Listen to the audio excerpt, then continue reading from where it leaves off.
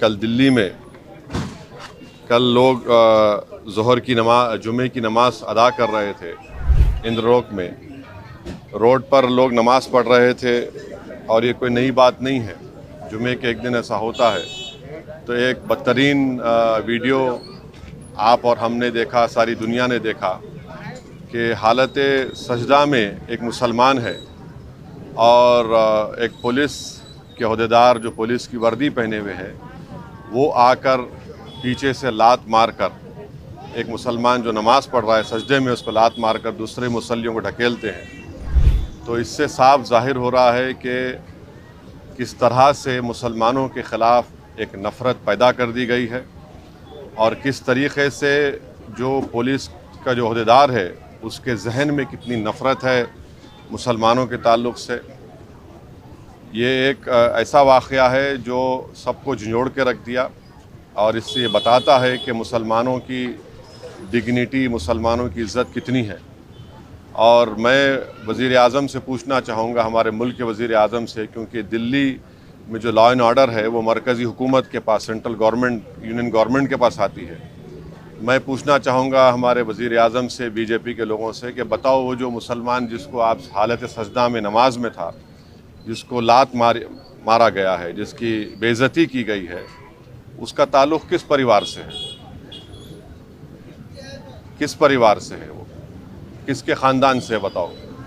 आखिर ये इतनी बेइज्जती क्यों की जा रही है भारत के 17 करोड़ मुसलमानों से, जो इस वतन अज़ीज़ के आबादी का 14% से ज़्यादा हिस्सा है? तो ये तमाम फ़िरक़ा परस्ती और नफ़रत के मज़ाहिर सारी दुनिया और हम देख रहे हैं, तकलीफ़ होती है।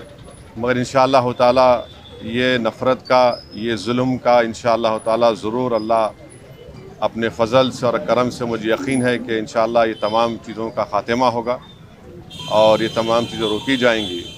और दिल्ली में हम जानते हैं कि जब फ़सादात हुए थे तो कैसे एक मुसलमान को जब मॉब पीट रहा था वो अपनी जान की भीख मांग रहा था। इससे भी सबक हासिल नहीं किया वहाँ की पुलिस के ओहदेदार।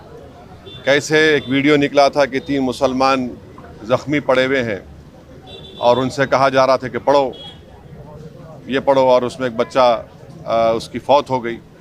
उसके बाद हम कल देखते हैं कि एक जुमे की नमाज में हमारे मुल्क में 90% से ज़्यादा लोग मजहबी लोग हैं और अपनी मजहबी इबादत के लिए, जुलूस के लिए वक्तन फ़ौक्तन रोड पे आ जाते हैं।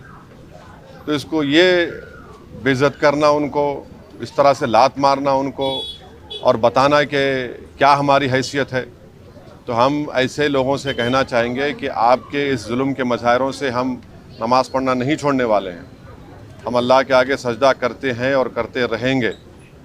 आप लात मारो या गोली मारो, मगर आपके लात मारने से, आपके गोली मारने से आप अपनी ज़हनियत का, अपनी नफ़रत का आप मुज़ाहरा कर रहे हैं और आप एक तरफ़ा काम कर रहे हैं।